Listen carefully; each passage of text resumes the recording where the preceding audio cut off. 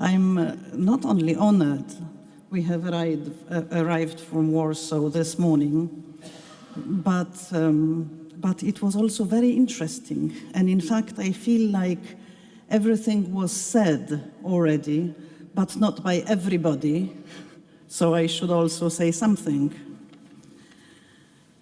But it was said by you via music, via lectures, through sharing your experiences, and it was very impressive, starting from this school from Hungary that shows chaos and what can come out of it, a coordination that can come out of it with all variety.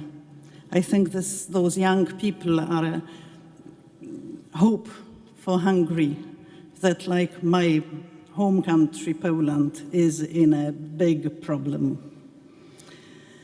And I was very impressed by the passionate lectures, not only on an extremely high intellectual level, but also this passion that you shared with us. That is something that we really need in Europe today, so that we don't fall into the dark future, as Tadeusz has just said. We talked a lot, or you talked a lot, about populism.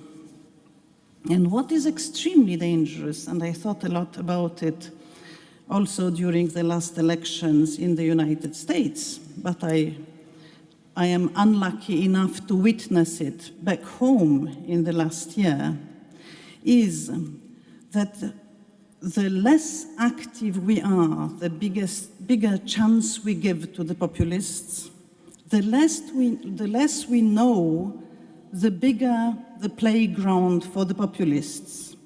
And you gave the title of this panel in which we are, Perché credere ancora nell'Europa di oggi?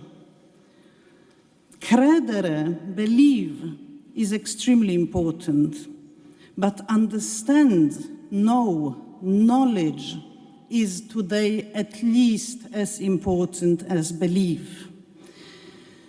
Because where the lack of knowledge, there we leave an empty space, a free space to the populists who come, tell us rubbish, use our emotions, sell promises that are completely unrealistic, and we are not able to estimate them, to judge them, promise us miracles that they will never realize, promise us a change which is impossible. It's enough to tell people, I don't come from the establishment. I will push all those nasty ones away and replace them.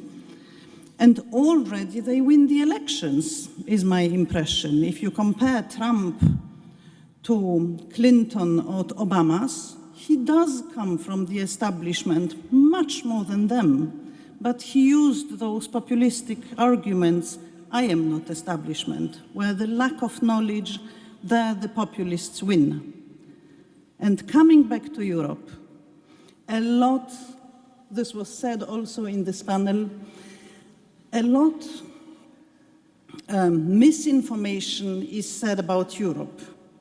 And of course, we cannot forget those founding fathers that were mentioned here many times, those people like de Gasperi, Schuman, Adenauer, and others, who created this unity for peace. And if we imagine in the 50s how difficult it was just after the war, and this part of the world was covered with blood. And over those streams of blood, those men decided to overcome the negative feelings, hatreds, reach to each other and start creating a community. And of course, peace was the driving force. But how to communicate it today when we live in peace and we do not realize how fragile it is, because it's so normal.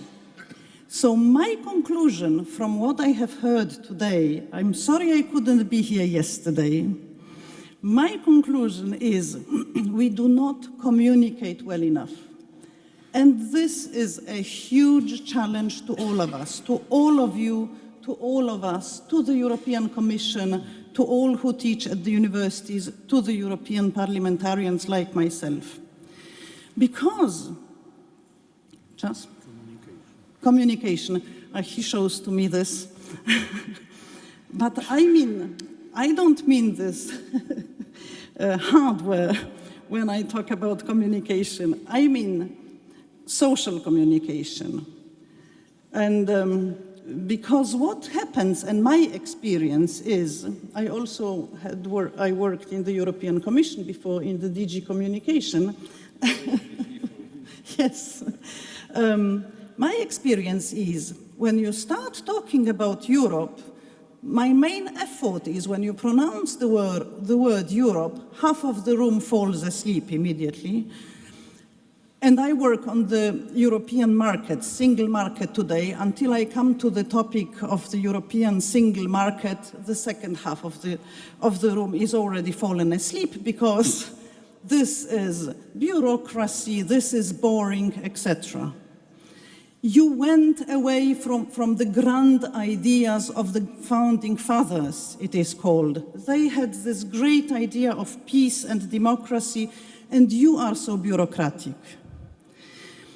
So not only we have to communicate that this pseudo-bureaucratic union, it is very easy to say so, is implementation of those grand ideas. The great ideas have to materialize somehow. So when we make laws and legislations, this is to enable to open. And now when Tadeusz Konopka shows to me the iPhone or the telephone, when we have this one Europe, when you travel, you don't feel there are no borders anymore. But you feel it in your pocket immediately, because calling is more expensive, because sending mails is more expensive, because buying online is so complicated, because sending a parcel cross-border costs 5, 7, 12 times more than sending in within the country. What community is it if we cannot trade together, innovate together, work on smarter, new solutions together, because we have 28 different legislations? This demands some bureaucratic work as well, and a very good communication. What is the aim of the whole of it? So when we worked on roaming, this is, to me, it was very difficult and very technical, and in fact very boring to those who were involved. But on the other hand, it's a huge political challenge. You open Europe, you allow people to send mails, to be online all the time wherever they are, and to know that in our Europe, I cross border without a passport, but it also doesn't cost me any more than back home. I feel at home more or less everywhere. So to me,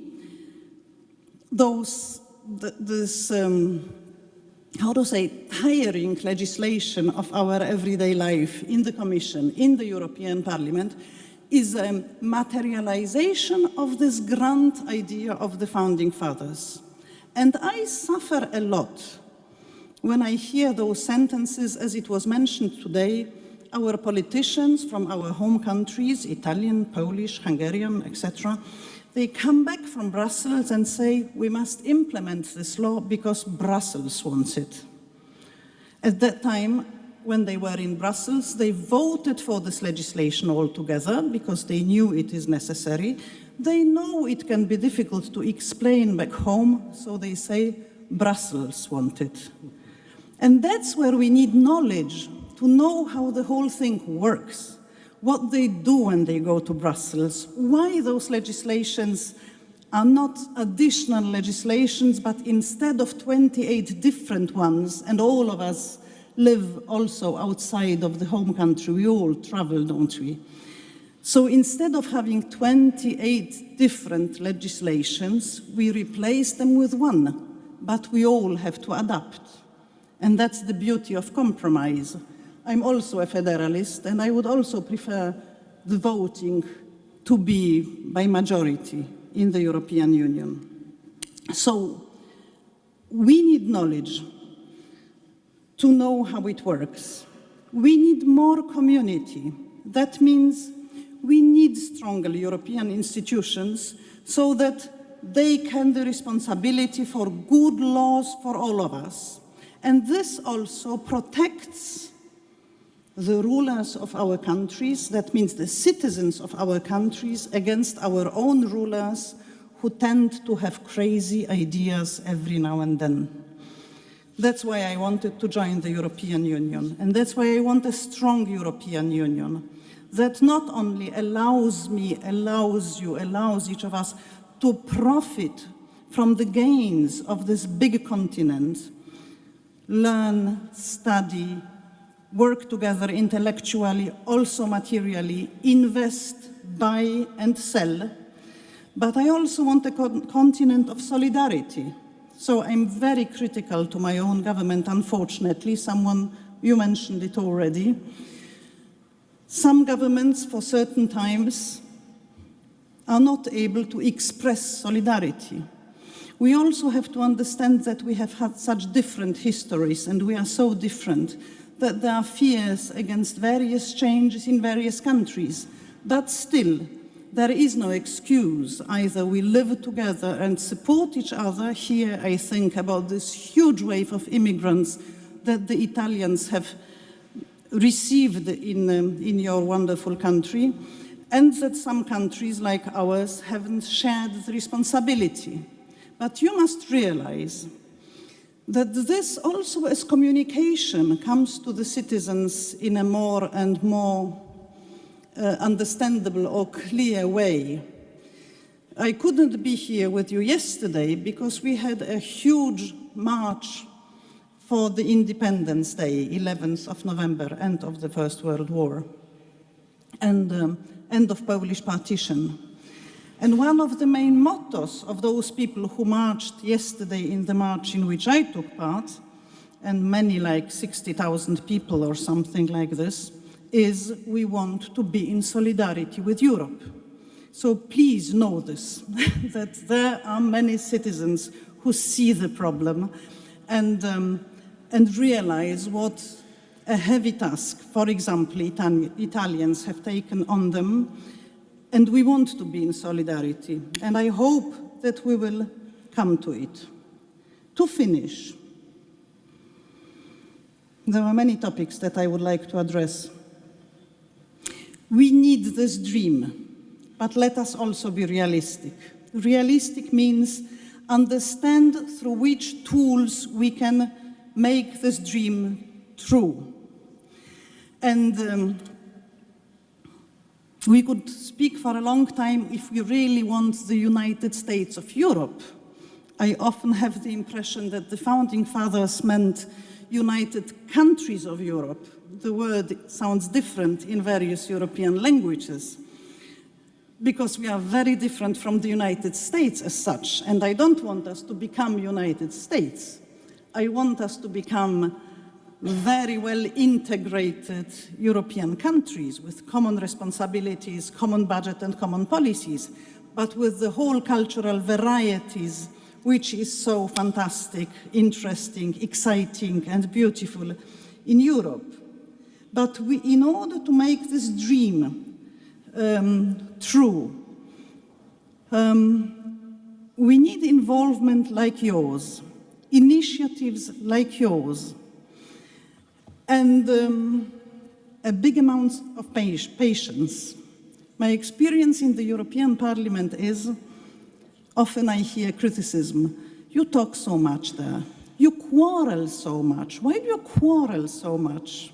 But every time I participate in the vote, in the plenary session, 751 members from 28 countries with 24 different languages, with 3 alphabets, I don't know how many parties, I never counted them really, but they surely are counted.